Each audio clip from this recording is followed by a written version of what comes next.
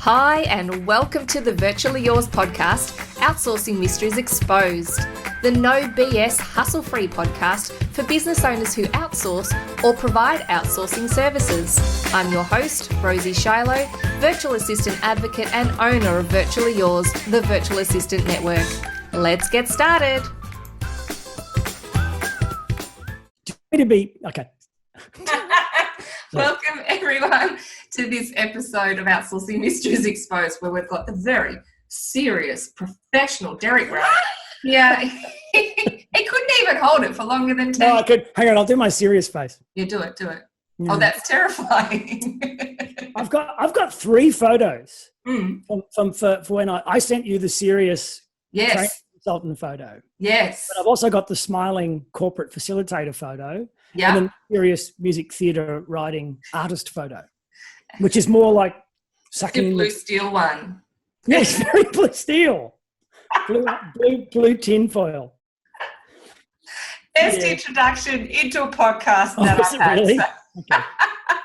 I'll let you get a word in now. Sorry. Yeah, why not? We'll give it a go. And look, no pressure for that.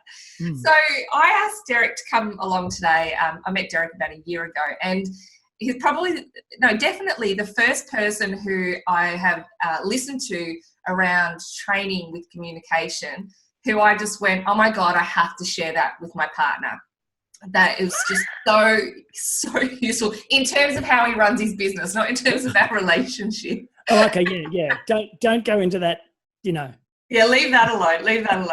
No, I thought it was so fantastic. So just in terms of, I'm always telling people about how valuable and vital communication is in the outsourcing world. So to have you here today is absolutely amazing. So I'm going to do a quick intro. So correct me if I'm wrong. You've been in education and training for 30 years, even though you look like you're only 30. I turned 55 last week. Oh, wow. And my mother rang me up and said, congratulations, you can now become a member of a retirement village. Oh! That's like the worst phone call ever. I know, but yeah, I'm really old. But anyway, I don't feel old. It's like the immaturity is finally working for me. Oh, now that is so good. I'm hanging out for that. Yeah. Oh, so my immaturity is going to make me seem younger when I'm older. Yeah. Brilliant. Yeah, exactly. Like, at 25, I was a giant baby man, but at 55, I'm just young at heart, free-spirited. Oh, I love it. Anyway. Can you believe that this baby man, giant baby man was a teacher at a school for 10 years as well? I was, in Warrnambool. It was a community school for all of the kids who'd been struggling in mainstream schools. Like many country towns, big ones, they've got large high schools. Yep. And it was all the kids who really struggled with like 1,000 people in the one area, and they may not have been academically supported at home. So we had about 17 kids in a tiny little school and 2 teachers running an entire high school curriculum. Holy manoli. It was really good fun. We only had about 6 kids if the surf was offshore or the fish were running off the breakwater, but we knew where to find them. But, and I did that for about 6.5 years, and it really actually taught me more about adult education and negotiation and consultation, and what was possible to do within teams, because those kids just did not like being told what to do. So everything was negotiated and built around their interests. So if you liked fishing, you would do a major project on the geography, maths, science, English, art, even physical and construction and woodwork sides of fishing. Until you hated fishing. No, perhaps. Yeah, we, so it was all about reaching reluctant participants, which is pretty much what I still help people with today, to be honest. Well, isn't that what adult education's all about? Yeah. I mean, how many people might be sitting in a workshop right now dealing with the fact their boss doesn't like them? Yes. My boss reluctantly manages me, or I reluctantly allow myself to be managed. It's all the same stuff. I hear that. Is a different discussion. Yeah, all the time. Absolutely. So now you're doing work, around the training and consulting. You've got a particular IP that we're going to get into a little bit later, but you've done work for WorkSafe, Officeworks, Yes. Coles, Yes. NRMA, all the big names. Yeah. Pretty much my entire client portfolio is top 100 companies or pretty prominent government departments. Which is why you're here today. Yeah, I didn't mean that to happen. I'm doing some work with the Blood Service at the moment on circles of influence. And the reality is I left high school teaching, got a job at Coles Myer writing supermarket training for Coles. Yeah. And that put me in a really large HR training space. And pretty much that network still throw me bones. And they just go from one big to another big. Yeah. So it's really those 15 people who you connected with when you were all in the trenches and building and showing your work ethic in that real frontline way. Yes. That's what gets me work today, is people who know what my work ethic is when I didn't have any power or influence. And I kept turning up and giving things a go. But yeah, I'm very fortunate. Yeah. Very fortunate. Well, as they say, the harder you work, the luckier you are. That's it. So I know, sometimes that's funny.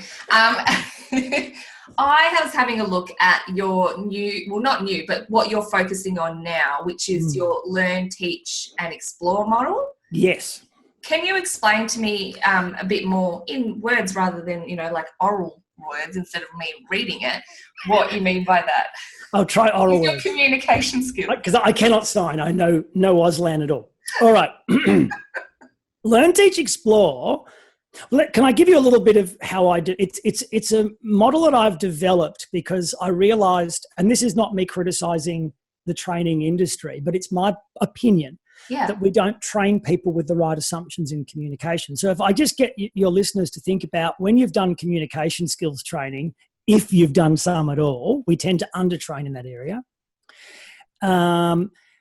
Whether you went to a communication skills course or it was an influencing skills course, and then you might have done a conflict management course, and then a difficult discussions course, performance management, coaching, sales, service. There's all these different ways. We actually start with a situation.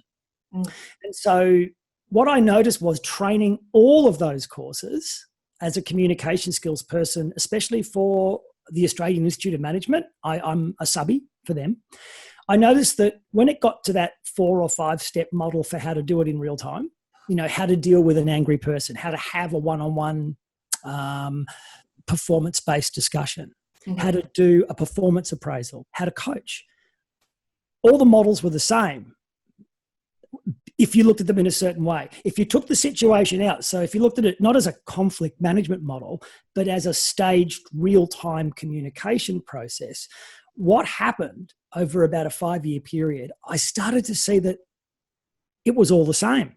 Every single model, no matter what it was, started with the person driving the communication, the manager, or the salesperson, or the VA who's outsourcing, asking questions and listening.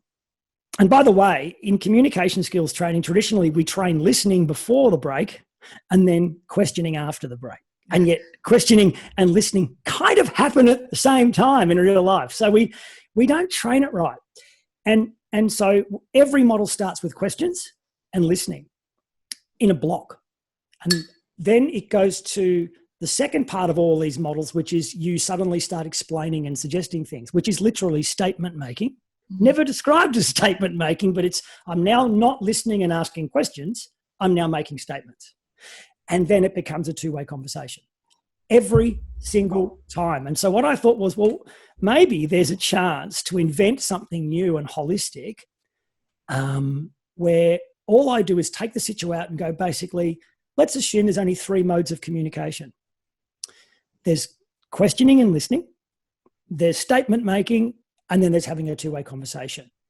That's it. That's all communication is. And that's proving to be right. Now, at the same time, I was looking at trigger words and the idea of putting a word in your head.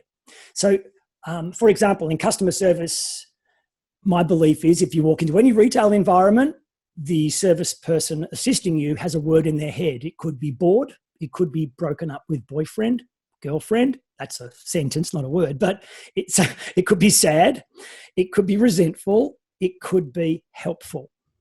But whatever the word is in their head, that's what they're being. That's what they're doing and saying describes. So I thought, well, okay, I've got these 3 modes of communication: questioning and listening, statement making, conversation. What 3 words would drive them to produce instant best practice? Instant best practice. So for questioning and listening, the word is learn. If I'm putting the word learn in my head, curiosity turns up, usually in about 15 or 20 seconds with the thousands of people I've done role plays with. And then instantly, all that stuff you've read in books that you pay thousands of dollars to go to courses to attend. I'll give you a classic example: active listening. I'll get you and your listeners to imagine that the dot points under that subheading in the communication skills section of every course you've attended. And, I might ask you, Rosie, off the cuff, what is active listening? What are the dot points under that subheading usually say? Active listening. So repeating things. So focus, listen, eye contact. Eye contact. Eye contact. Yes. Repeating things back so that you show that you're understanding. Yep. And what's the body language? Nodding's good. And body language, yeah. Yeah. Open body language. Yeah. I love that. Because what the hell is open body language until you ask people to do it and they can just do it? And this is the penny dropping. Why are we showing people dot points that say direct eye contact, nodding? I think is based on an assumption that people have never listened before. Because why would I give you such overtly behavioural and simple?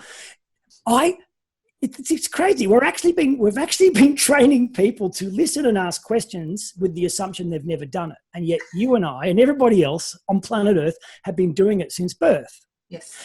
So what I thought was, I'll play around with the reverse assumption. What if we actually did communication training with the assumption everybody has 100% of the required skills? And then we enter the modern world of mindfulness and focus and empathy.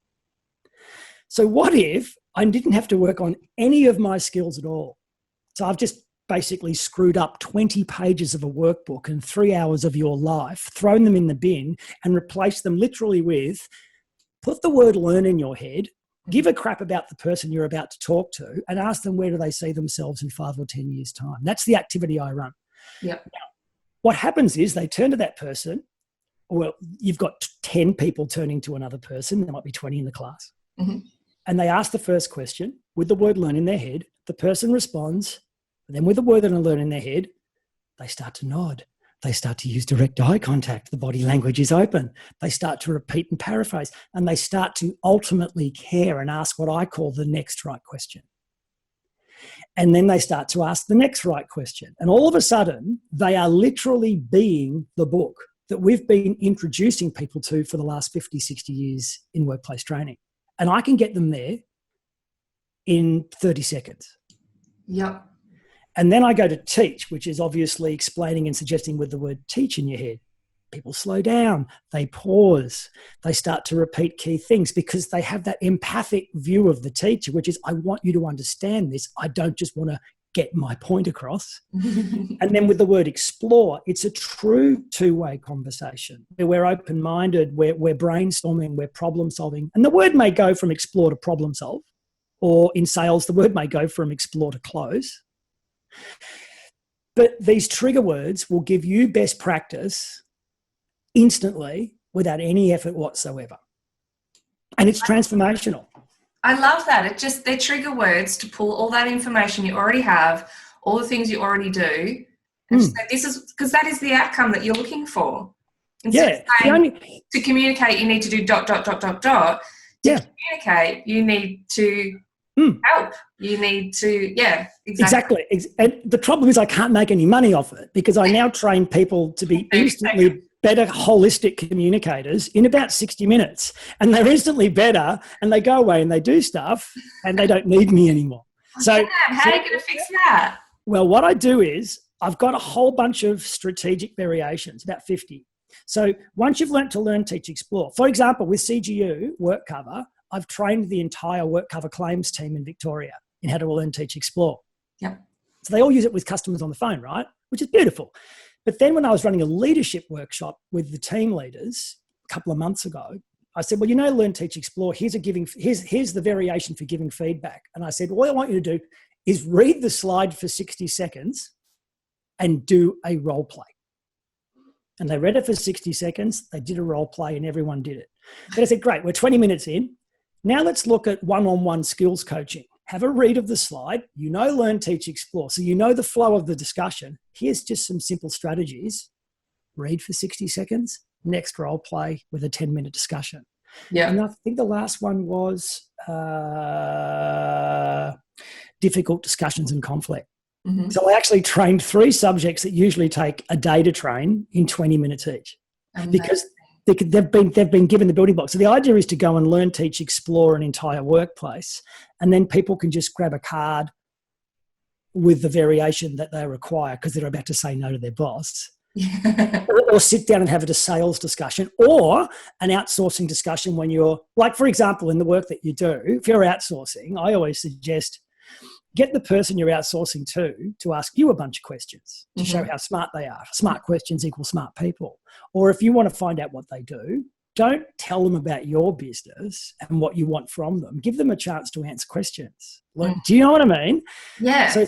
So I would suggest learn, then teach, and then explore as a generic model for every business conversation, because it's certainly that's best practice. If you, all I've done is retrofit this concept over all the things I've been training for 30 years. Yeah. Yeah. So that's the mad professor rant over. So was that really long and boring? Do you know what? No, not at all. No, I love that, and I'm trying. That's not my bored face. That's my thinking face. That's my entire model, by the way. If you send me an email, I'll send you the 50 variations. Learn to explore. It's pretty much 3 trigger words in a process. You're right to go. You're good to go. Fantastic. There you go. Don't need to pay you for anything. No, that's it. So I'm going broke with a good idea, honestly. I'm married to a VA.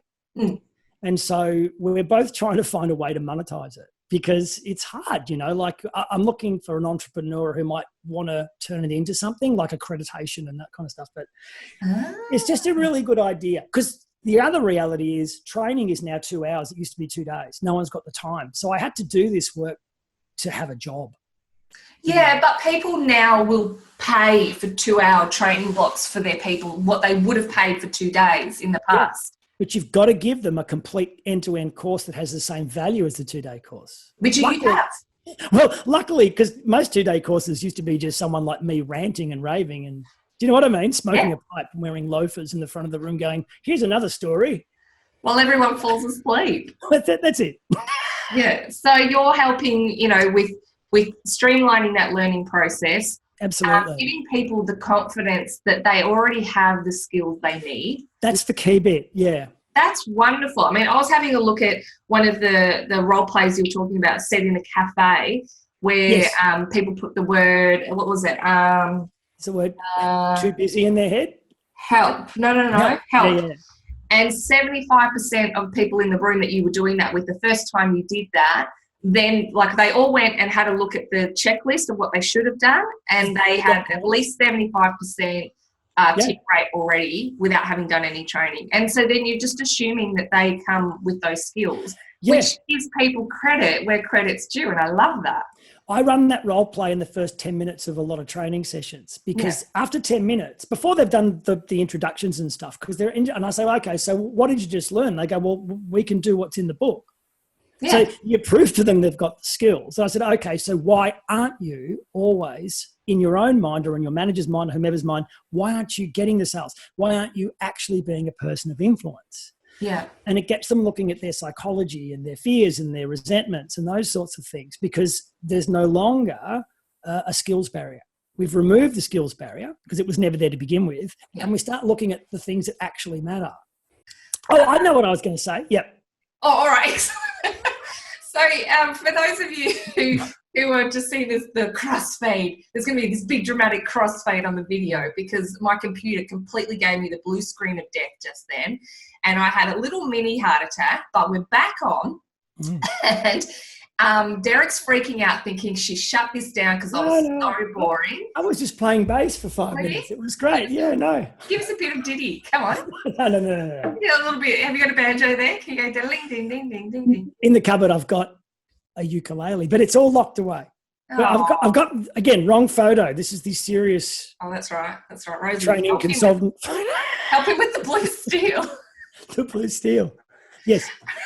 So having two people, just a little handy here for people, having two people with the attention span of a gnat is probably not a really great idea. But we're having so much fun. It's all good. There was one thing that that I was talking to Derek about before we started recording the first bit of this, and that was around self-esteem in business. And I reckon that there are so many people around me, including myself, who would benefit from hearing what Derek said. So Derek, can you please repeat what you said to me about how you've applied self-esteem to your business, or lack thereof? Yeah, lack thereof. Well, just to give you a quick overview, I only got into running my own business when I was made redundant by Country Road by the HR director, who then made herself redundant in the meeting afterwards. So basically I was in the HR department and we got made redundant. And it's the risk of being poached in at a high salary is that if the business isn't doing well, you'll be the first person to go. So anyway, I was made redundant and I was 38 or 39, 37. And it was like, well, what do I do? I've never been unemployed. So they said, oh, we'll give you 6 counselling sessions. So it's great. What do you mean? He goes, oh, this person will. I said, so hang on. Someone's getting paid to hear me talk about myself. I'd pay them. But so I thought this was great. So someone's going to help me out. I'd never listened to. If they had money to pay the counsellor, the money, you wouldn't have needed counselling. No, I don't want counselling. I just want the cash. Yeah. It didn't. I don't know. It didn't work out that way. It's a good point though. But I'm glad I went anyway. So I went to this guy and he was surprised how positive I was. And I said, well, you know, I tend to be on the positive side, right? So anyway, he gave me this career anchor quiz, and the career anchor quiz tells you why you work and what work ethic is. And I tested high for work-life balance and technical expertise. I said, well, what does this mean? He goes, don't go for another job in a big business because they'll keep pushing you to be a manager and you don't want to be a manager. You want to remain technically excellent. That's what lights you up. And I went, you are right. He also says, you've got a hobby, haven't you? I said, yeah, I write musical theatre. He goes, you need time to do that. So he said, here's what you should do. Become a consultant and charge double what you were earning as a salaried person. Write training for people. Never build your business. Never put anyone on.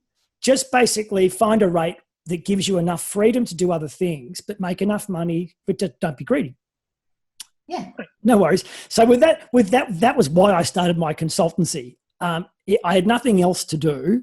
And so I just hung up a shingle and bought a phone, handed out some cards, and then people started ringing. Now, interestingly, my wife's VA business started exactly the same way.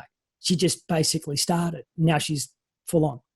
Anyway, so I had to work out a way of being in business with my mindset of not really necessarily caring about being in business, but doing the work and caring about my clients. So the business model was tough. Equally, I'm not entrepreneurial, I'm not ambitious. So I decided this.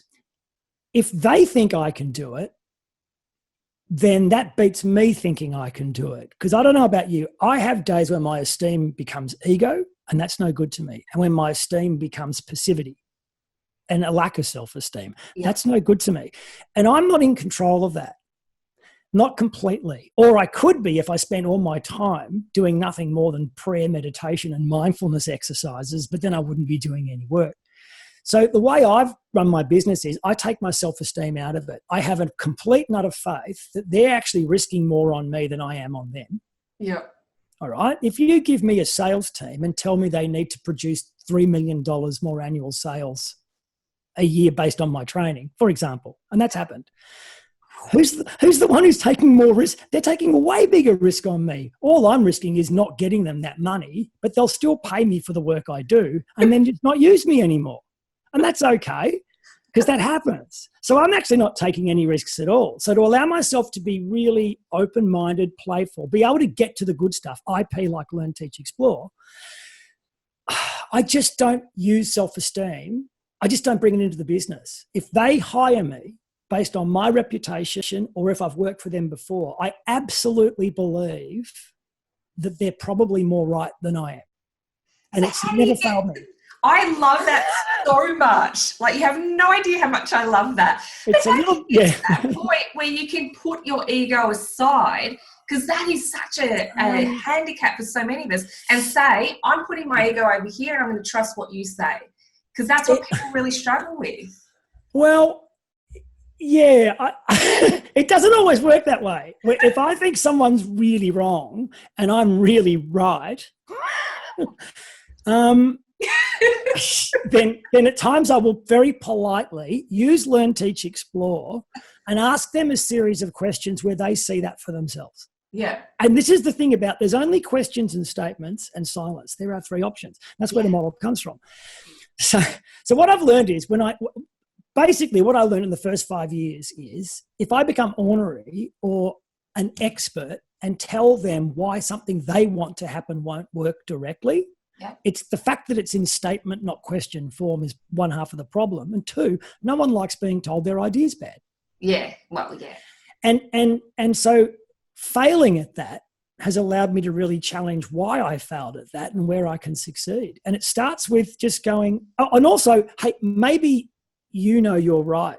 Like, they know their people more than all I know is training, right? If I've never worked for that business, why would I know their people well enough to know to challenge that idea they've got? Usually they're right and I'm right, and there's a hybrid that involves tailoring and modifying what the theory says should work in something unique and bespoke. And that's about open-mindedness. But equally, it's like strategic not caring actually frees me up to care about the things that are worth caring about, which is cool ideas. And that's my point of difference.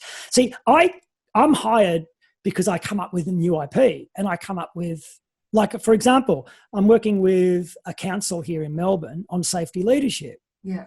And they said, we really want to do safety leadership. Is there a model? I said, not the one I know of, but how about we come up with one? Yeah. So in the proposal, I just knocked up a model on safety leadership and they liked it. I've got the job and it's new and it's fresh and it helps them out and everyone's, but to actually do that, it's got to feel like play. Yeah. Because here's the opposite. Me being a fearful, controlling consultant and being scared to give my IP away until they sign on the dotted line. Yeah. And I read a book on screenwriting called Save the Cat. And this is a guy who sold 70 scripts to Hollywood. Only 2 movies got made. Yeah. His job was to sell the scripts, not get the movies made. He's just a writer. So a guy named Blake Snyder. And he basically says amateurs care about IP that way, but professional scriptwriters will go on trains and buses and turn to a complete stranger and say, I've got a great idea for a movie. A good-looking, tomboyish, unlucky in love police detective goes undercover at the Miss America beauty pageant to catch a criminal. Does that sound like a good idea for a movie? And he does. And we've both seen that movie and there was a sequel. But he says it's the confidence and lack of ego to see if that idea would work with the people who are going to use it and pay him for it. That's what business is all about. So, all right. So, devil's Does that make sense? I love that. But devil's advocate, yes, VAs are often approached like, I want to do this and I want to do this. How can I do it? And if they just share willy-nilly, it's fun and they've got no ego, often that time spent will just go down the gurgler because that person will go, sweet, thanks for that, and off they go. Yeah. That's happened to me once or twice. I will say a couple of things. I used to play in a wedding band, in a covers band, and I was ripping off Paul McCartney and the Eagles left, right and centre, never paid him a cent. So I guess as a musician, I kind of see it from the other point of view. Look, the other thing is to come up with the idea quickly and give it to them quickly. Like the idea that it's a complete idea is not the truth. It's often just a quick model and a sketch of what could be, but it's enough for them to actually understand the concept. really the trouble with VAs, and I live with one, is the time. Well, there's two types of time: billable time, non-billable time. Yeah.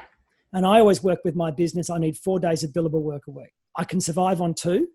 3 is good. 4 is the maximum because I need 5th day of billable work to actually do non-billable stuff. And I work on 3. Well, 3 is good for me. And thank God, I'm so grateful that I can get it. Yeah. So it's about, a proposal is non-billable, but you're also, it's your introduction to your introduction. They get to know your brand. They get to know your personality. They need to know those things. And I tend to find that I don't lose those jobs if there's something unique. I just assume they're talking to someone else who's more uncreative and more fearful than me. And I just basically work it that way. And once you do it a few times, you speed up and you get more efficient at doing it. Yeah. But Learn, Teach, Explore is an example of that. I have to show people the model to get the work, but once they've seen the model, they've got it. Yeah. But I find that it's human nature. We all love, like, for example, if I could give you the why, how, what Simon Sinek model with Simon Sinek or without Simon Sinek, which would you get? Yeah, with. So people like the idea of knowing someone who's come up with something, even if it's just a simple solution for their business, like an Instagram campaign for one of my wife's clients is an artist who's never used Instagram to build her following. So Lisa does the research and suggests things, comes up with her own ideas, and then just basically gives it away. Yeah. She likes it, tells her friends, the business grows because it's that perception that's coming out of Lisa's brain. She is unique. Yeah. It is scary. You need to be brave, but then that's what we're supposed to be these days, brave. Yeah. That makes you stand out too, being brave, because it's so easy to hold your cards close to your chest.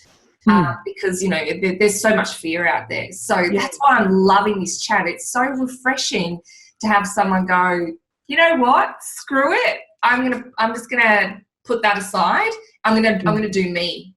And I'm a massive fan of doing me. Yeah. So, but the amount of times I've got a bit of paper and I start brainstorming something and only realizing after I've done it, oh God, that's IP and they've already seen it. and I let them keep the bit of paper. But that's just, and I'm saying that's fine if you're someone like me who is quite a lateral thinker or whatever. If you're not, then you've got to find your own way of doing things. Are you seeing all this stuff that's suddenly popping up on my screen? No, thankfully. Okay, great. Is it inappropriate? It's just my mum sending me photos of herself wearing a swimsuit, and she's 90. No, I'm only kidding. She's not. You did that off the top of your head. I'm so impressed. Oh, really? You don't know my mother. She may be actually doing that. No, actually, my mother is a challenge for me because every time we meet, she wants to talk about the funeral. Just plan it. Wow, so she's really into it. But see, again, this is going back to Learn, Teach, Explore and what we were talking about before the blue screen of death. Like, that feeling of, what should I say? You know that feeling, I don't know how to handle this situation. What do I say? And it seems like there's 1,000 options, but you can't get to one. Yeah. With Learn, Teach, Explore, the first step is what should I ask, not what should I say is the first step. Because if every conversation starts with a question and you want to drive it, whenever you're attacked, whenever you're ambushed, whenever you're made by someone to feel uncomfortable, whenever you feel bullied, whenever you feel out of control or someone's really trying to do a head number on you, ask a question. Like the strategy's there. And so you're never without a strategy to deal with someone ambushing you. Yeah. You just ask a question. Put the word learn in your head and the rest may just happen. Yeah. And groups leave my workshops going, thank you. I've never had a strategy for the thing that I'm so scared of, which is not being able to control a situation. But now you're telling me I don't need to control it. I just need to influence it with a question. Because you try and influence. And then we talk about dating. And I said, have you ever been on a date where all you've done is use statements with the other person? And did you get a second date? No. You see that on those episodes where they're just so appalling. What is it? The first date or whatever it's called? Yeah. And you can see watching those how not to have a conversation. Yes. So it's like okay, if we're on a date and I want to, I hope my wife's not going to listen to this. I'm only just spitballing here. If I ask the other person a whole bunch of questions, they may actually like that, and then I earn the right to explain a bit about me, or they may ask me some questions. And it's the same in business. It's actually the same dynamic. I take an interest in you. It's what Carnegie said in 36 with How to Win Friends and Influence People. Seek to understand before being understood. But we're left with a question, but how do I do that? And that's, again, where training often lets us down. Learn, Teach, Explore is literally the how do I do that. Yeah. That's perfect.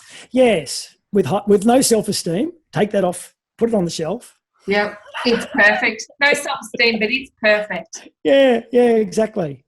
Well, on that note, we're going to wrap it up because I think that was absolutely wonderful and so many takeaways for people.